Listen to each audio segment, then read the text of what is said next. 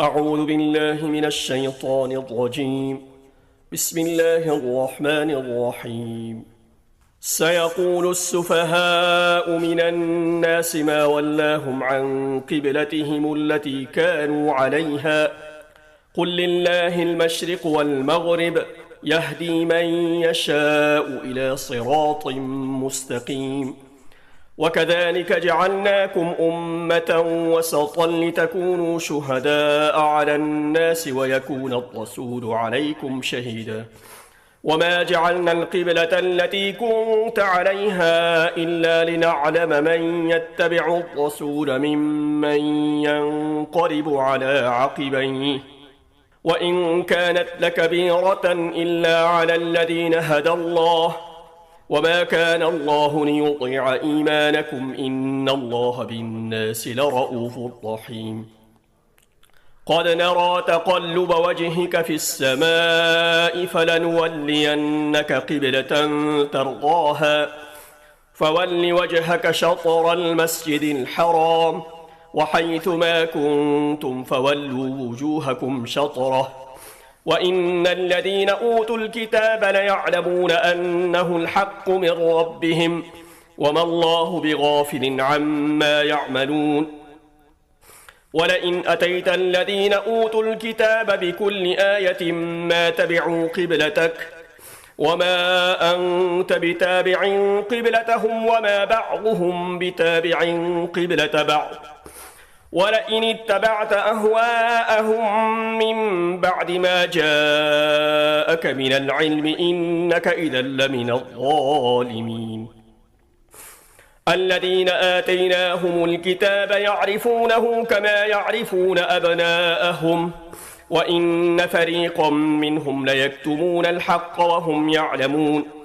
الحق من ربك فلا تكونن من الممترين ولكل وجهة هو موليها فاستبقوا الخيرات أينما تكونوا يأت بكم الله جميعا إن الله على كل شيء قدير. ومن حيث خرجت فول وجهك شطر المسجد الحرام وإنه للحق من ربك وما الله بغافل عما تعملون. ومن حيث خرجت فول وجهك شطر المسجد الحرام وحيث ما كنتم فولوا وجوهكم شطره لئلا يكون للناس عليكم حجة إلا الذين ظلموا منهم فلا تخشوهم واخشوني ولأتم نعمتي عليكم ولعلكم تهتدون. كما أرسلنا فيكم رسولا منكم يتلو عليكم آياتنا ويزكيكم ويعلمكم الكتاب والحكمة ويعلمكم ما لم تكونوا تعلمون. فاذكروني أذكركم واشكروني ولا تكفرون. يا أيها الذين آمنوا استعينوا بالصبر والصلاة إن الله مع الصابرين. ولا تقولوا لمن يقتل في سبيل الله أموات بل أحياء ولكن لا تشعرون. ولنبلونكم بشيء من الخوف والجوع ونقص من الأموال والأنفس والثمرات وبشر الصابرين الذين إذا أصابتهم مصيبة قالوا إنا لله وإنا إليه راجعون. أولئك عليهم صلوات من ربهم ورحمة وأولئك هم المهتدون. إن الصفا والمروة من شعائر الله فمن حج البيت أو اعتمر فلا جناح عليه أن يطوف بهما ومن تطوع خيرا فإن الله شاكر عليم. إن الذين يكتمون ما أنزلنا من البينات والهدى من بعد ما بيناه للناس في الكتاب أولئك يلعنهم الله ويلعنهم اللاعنون إلا الذين تابوا وأصلحوا وبينوا فأولئك أتوب عليهم وأنا التواب الرحيم. إن الذين كفروا وماتوا وهم كفار أولئك عليهم لعنة الله والملائكة والناس أجمعين خالدين فيها لا يخفف عنهم العذاب ولا هم ينظرون وإلهكم إله واحد لا إله إلا هو الرحمن الرحيم إن في خلق السماوات والأرض واختلاف الليل والنهار والفلك التي تجري في البحر بما ينفع الناس وما أنزل الله من السماء من ماء فأحيا به الأرض بعد موتها وبث فيها من كل دابة وتصريف الرياح والسحاب المسخر بين السماء والأرض لآيات لقوم يعقلون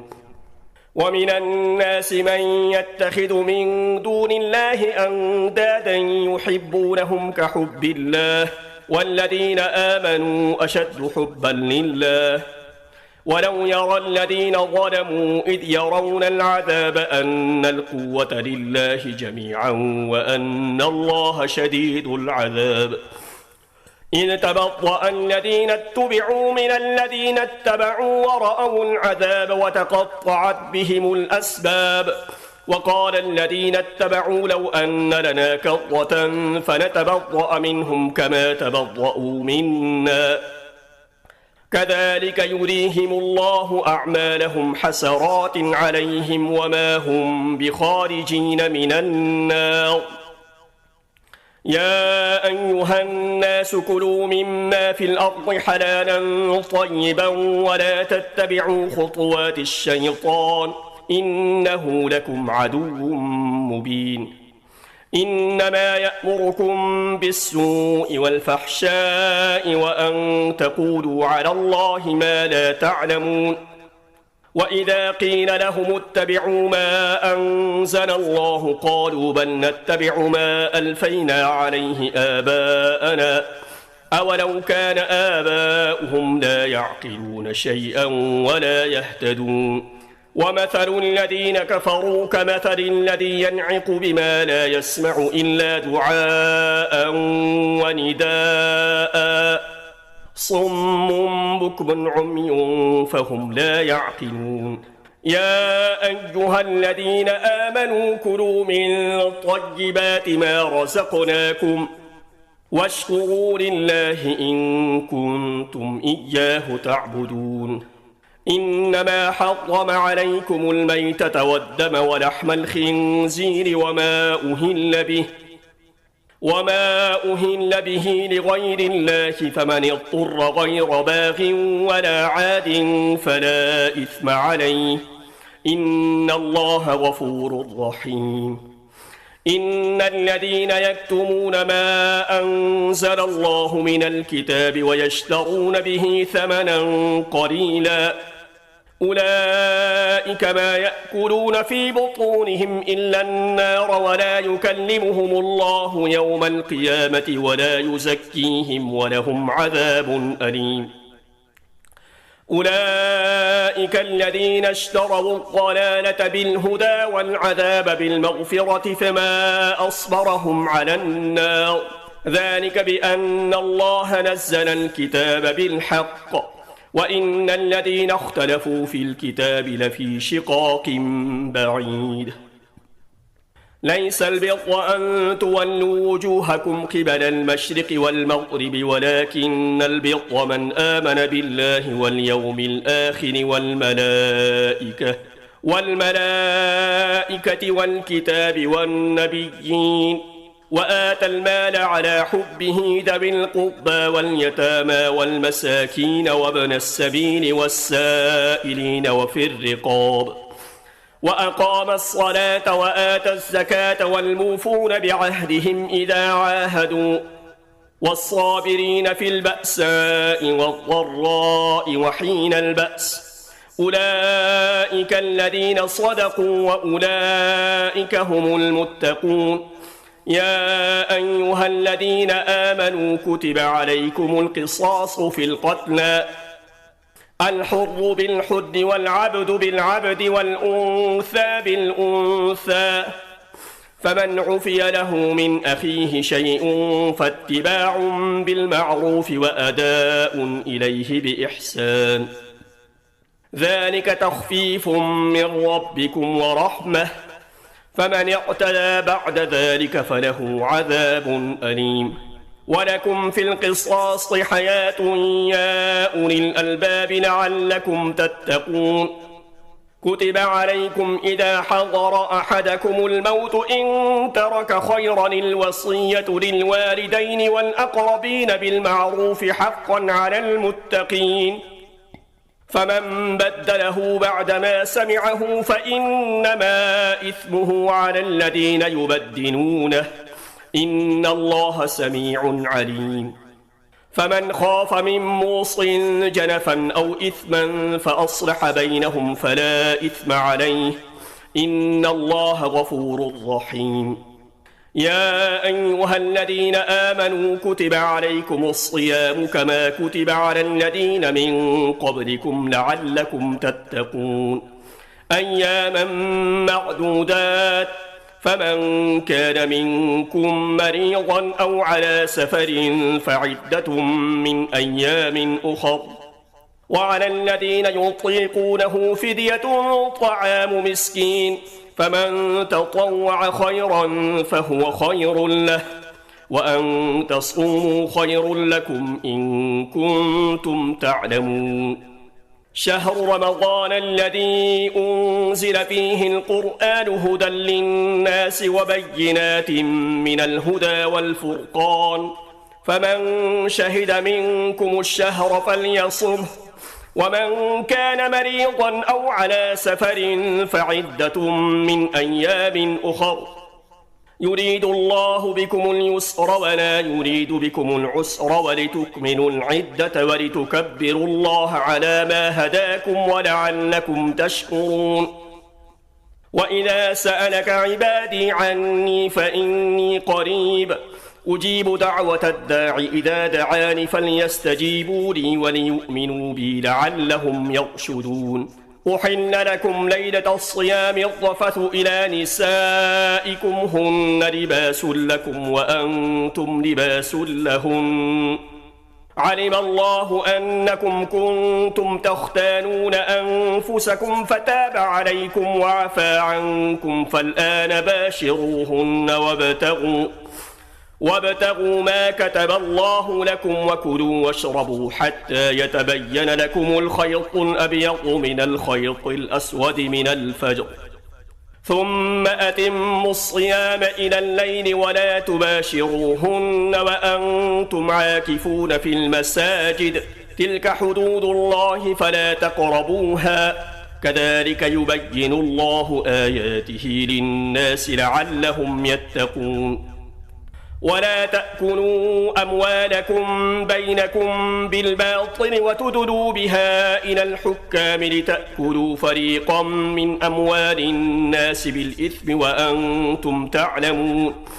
يسألونك عن الأهلة قل هي مواقيت للناس والحج، وليس البر بأن تأتوا البيوت من ظهورها ولكن البر من اتقى،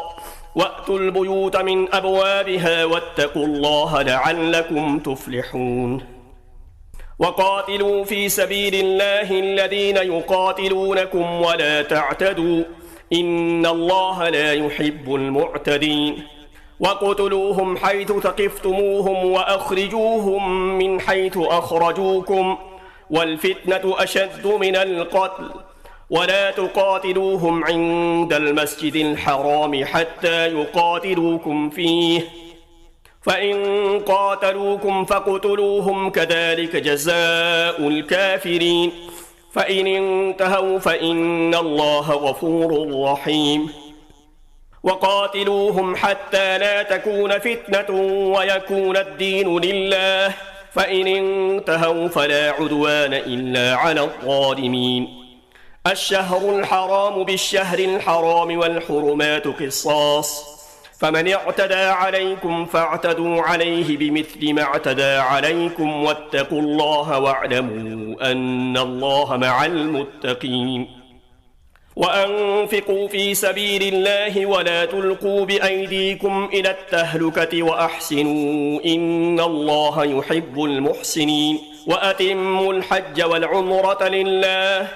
فإن أحصرتم فما استيسر من الهدي ولا تحرقوا رؤوسكم حتى يبلغ الهدي محله فمن كان منكم مريضا أو به أذى من رأسه ففدية من صيام أو صدقة أو نسك فإذا أمنتم فمن تمتع بالعمرة إلى الحج فما استيسر من الهدي فمن لم يجد فالصيام 3 أيام في الحج و7 إذا رجعتم تلك 10 كاملة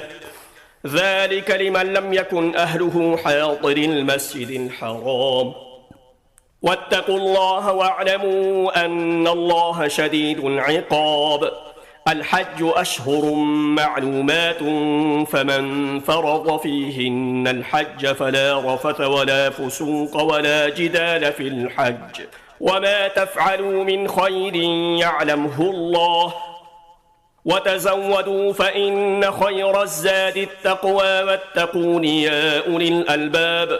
ليس عليكم جناح أن تبتغوا فضلا من ربكم فإذا أفضتم من عرفات فاذكروا الله عند المشعر الحرام واذكروه كما هداكم وإن كنتم من قبله لمن الضالين ثم أفيضوا من حيث أفاض الناس واستغفروا الله إن الله غفور رحيم فإذا قضيتم مناسككم فاذكروا الله كذكركم آباءكم أو أشد ذكرا فمن الناس من يقول ربنا آتنا في الدنيا وما له في الآخرة من خلاق ومنهم من يقول ربنا آتنا في الدنيا حسنة وفي الآخرة حسنة وقنا عذاب النار أولئك لهم نصيب مما كسبوا والله سريع الحساب واذكروا الله في أيام معدودات فمن تعجل في يومين فلا إثم عليه ومن تأخر فلا إثم عليه لمن اتقى واتقوا الله واعلموا أنكم إليه تحشرون ومن الناس من يعجبك قوله في الحياة الدنيا ويشهد الله على ما في قلبه وهو ألد الخصام وإذا تولى سعى في الأرض ليفسد فيها ويهلك الحرث والنسل والله لا يحب الفساد وإذا قيل له اتق الله أخذته العزة بالإثم فحسبه جهنم ولبئس المهاد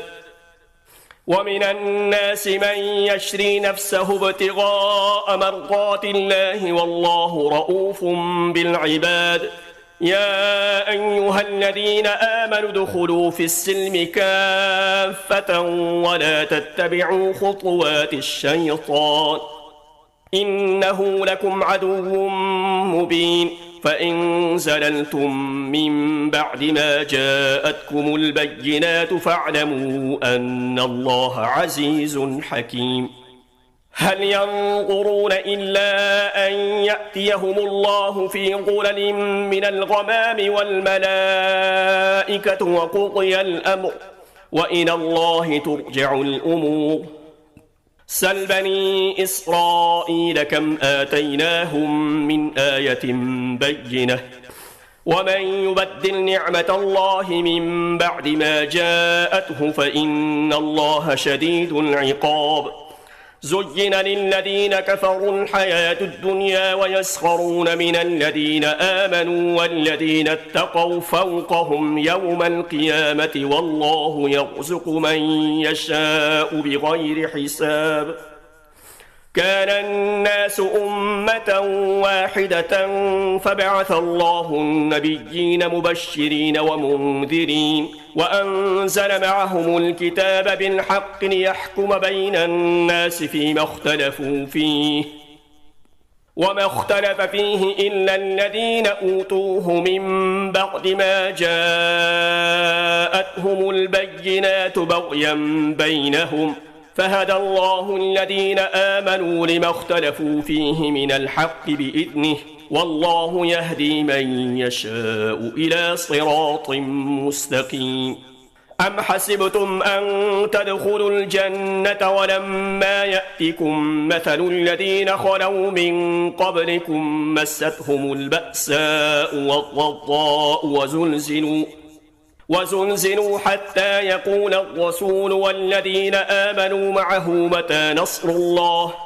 ألا إن نصر الله قريب يسألونك ماذا ينفقون قل ما أنفقتم من خير فللوالدين والأقربين واليتامى والمساكين وابن السبيل وما تفعلوا من خير فإن الله به عليم كتب عليكم القتال وهو كره لكم وعسى أن تكرهوا شيئا وهو خير لكم وعسى أن تحبوا شيئا وهو شر لكم والله يعلم وأنتم لا تعلمون يسألونك عن الشهر الحرام قتال فيه قل قتال فيه كبير وصد عن سبيل الله وكفر به والمسجد الحرام وإخراج أهله منه أكبر عند الله والفتنة أكبر من القتل ولا يزالون يقاتلونكم حتى يردوكم عن دينكم إن استطاعوا ومن يرتد منكم عن دينه فيمت وهو كافر فأولئك حبطت أعمالهم في الدنيا والآخرة وأولئك أصحاب النار هم فيها خالدون إن الذين آمنوا والذين هاجروا وجاهدوا في سبيل الله أولئك يرجون رحمة الله والله غفور رحيم يسألونك عن الخمر والميسر قل فيهما إثم كبير ومنافع للناس وإثمهما أكبر من نفعهما ويسألونك ماذا ينفقون قل العفو كذلك يبين الله لكم الآيات لعلكم تتفكرون في الدنيا والآخرة ويسألونك عن اليتامى قل إصلاح لهم خير وإن تخالطوهم فإخوانكم والله يعلم المفسد من المصلح ولو شاء الله لأعنتكم إن الله عزيز حكيم ولا تنكحوا المشركات حتى يؤمن ولأمة مؤمنة خير من مشركة ولو أعجبتكم ولا تنكحوا المشركين حتى يؤمنوا ولعبد مؤمن خير من مشرك ولو أعجبكم أولئك يدعون إلى النار والله يدعو إلى الجنة والمغفرة بإذنه ويبين آياته للناس لعلهم يتذكرون ويسألونك عن المحيض قل هو أذى فاعتزلوا النساء في المحيض ولا تقربوهن حتى يطهرن فإذا تطهرن فأتوهن من حيث أمركم الله إن الله يحب التوابين ويحب المتطهرين نساؤكم حرث لكم فأتوا حرثكم أنى شئتم وقدموا لأنفسكم واتقوا الله واعلموا أنكم ملاقوه وبشر المؤمنين ولا تجعلوا الله عرضة لأيمانكم أن تبروا وتتقوا وتصلحوا بين الناس والله سميع عليم لا يؤاخذكم الله باللغو في أيمانكم ولكن يؤاخذكم بما كسبت قلوبكم والله غفور حليم للذين يؤلون من نسائهم تربص 4 أشهر فإن فاءوا فإن الله غفور رحيم وإن عزموا الطلاق فإن الله سميع عليم والمطلقات يتربصن بأنفسهن 3 قروء ولا يحل لهن أن يكتمن ما خلق الله في أرحامهن إن كن يؤمن بالله واليوم الآخر وبعولتهن أحق بردهن في ذلك إن أرادوا إصلاحا ولهن مثل الذي عليهن بالمعروف وللرجال عليهن درجة والله عزيز حكيم. الطلاق مرتان فإمساك بمعروف أو تسريح بإحسان ولا يحل لكم أن تأخذوا مما آتيتموهن شيئا إلا أن يخافا ألا يقيما حدود الله فإن خفتم ألا يقيما حدود الله فلا جناح عليهما فيما افتدت به تلك حدود الله فلا تعتدوها ومن يتعد حدود الله فأولئك هم الظالمون. فإن طلقها فلا تحل له من بعد حتى تنكح زوجا غيره فإن طلقها فلا جناح عليهما أن يتراجعا إن ظنا أن يقيما حدود الله وتلك حدود الله يبينها لقوم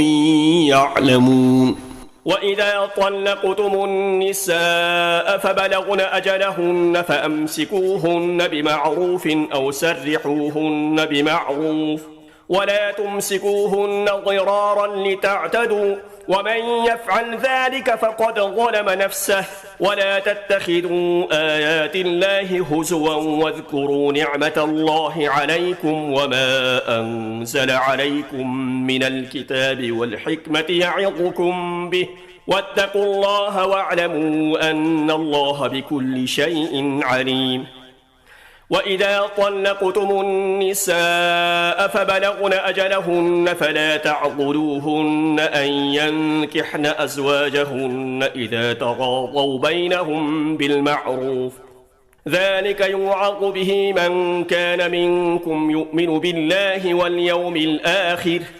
ذلكم أزكى لكم وأطهر والله يعلم وأنتم لا تعلمون. والوالدات يرضعن أولادهن حولين كاملين لمن أراد أن يتم الرضاعة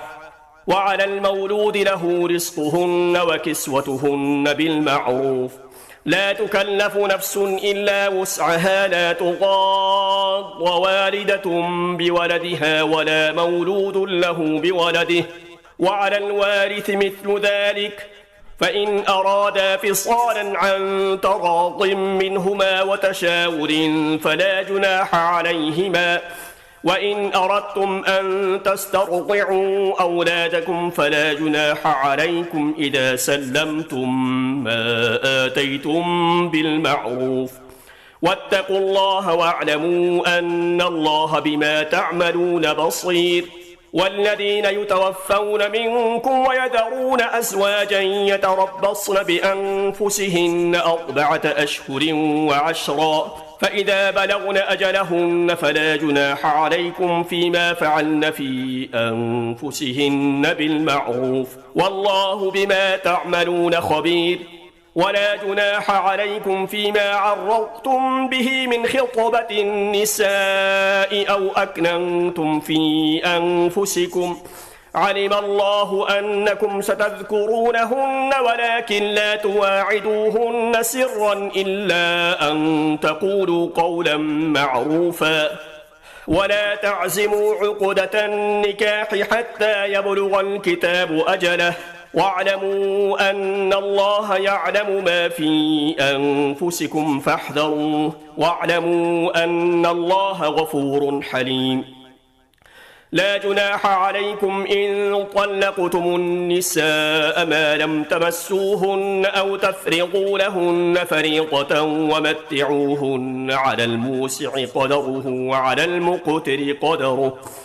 متاعا بالمعروف حقا على المحسنين. وإن طلقتموهن من قبل أن تمسوهن وقد فرضتم لهن فريضة فنصف ما فرضتم إلا أن يعفون أو يعفو الذي بيده عقدة النكاح وأن تعفوا أقرب للتقوى ولا تنسوا الفضل بينكم إن الله بما تعملون بصير. حافظوا على الصلوات والصلاة الوسطى وقوموا لله قانتين. فإن خفتم فرجالا أو ركبانا فإذا أمنتم فاذكروا الله كما علمكم ما لم تكونوا تعلمون. والذين يتوفون منكم ويذرون أزواجا وصية لأزواجهم متاعا إلى الحول غير إخراج فإن خرجن فلا جناح عليكم فيما فعلن في أنفسهن من معروف والله عزيز حكيم. وللمطلقات متاع بالمعروف حقا على المتقين. كذلك يبين الله لكم آياته لعلكم تعقلون. ألم تر إلى الذين خرجوا من ديارهم وهم ألوف حذر الموت فقال لهم الله موتوا ثم أحياهم إن الله لذو فضل على الناس ولكن أكثر الناس لا يشكرون. وقاتلوا في سبيل الله واعلموا أن الله سميع عليم. من ذا الذي يقرض الله قرضا حسنا فيضاعفه له أضعافا كثيرة والله يقبض ويبسط وإليه ترجعون. ألم تر إلى الملأ من بني إسرائيل من بعد موسى إذ قالوا لنبي له ابعث لنا ملكا نقاتل في سبيل الله قال هل عسيتم إن كتب عليكم القتال ألا تقاتلوا قالوا وما لنا ألا نقاتل في سبيل الله وقد أخرجنا من ديارنا وأبنائنا فلما كتب عليهم القتال تولوا إلا قليلا منهم والله عليم بالظالمين. وقال لهم نبيهم إن الله قد بعث لكم طالوت ملكا قالوا أنى يكون له الملك علينا ونحن أحق بالملك منه ولم يؤت سعة من المال قال إن الله اصطفاه عليكم وزاده بسطة في العلم والجسم والله يؤتي ملكه من يشاء والله واسع عليم. وقال لهم نبيهم إن آية ملكه أن يأتيكم التابوت فيه سكينة من ربكم وبقية مما ترك آل موسى وآل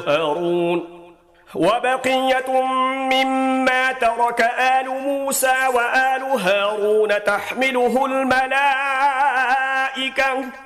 إن في ذلك لآية لكم إن كنتم مؤمنين. فلما فصل طالوت بالجنود قال إن الله مبتليكم بنهر فمن شرب منه فليس مني ومن لم يطعمه فإنه مني إلا من اغترف غرفة بيده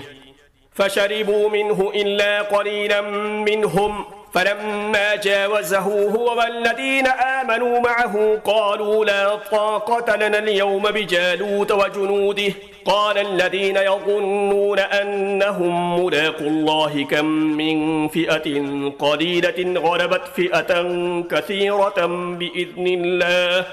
والله مع الصابرين. ولما برزوا لجالوت وجنوده قالوا ربنا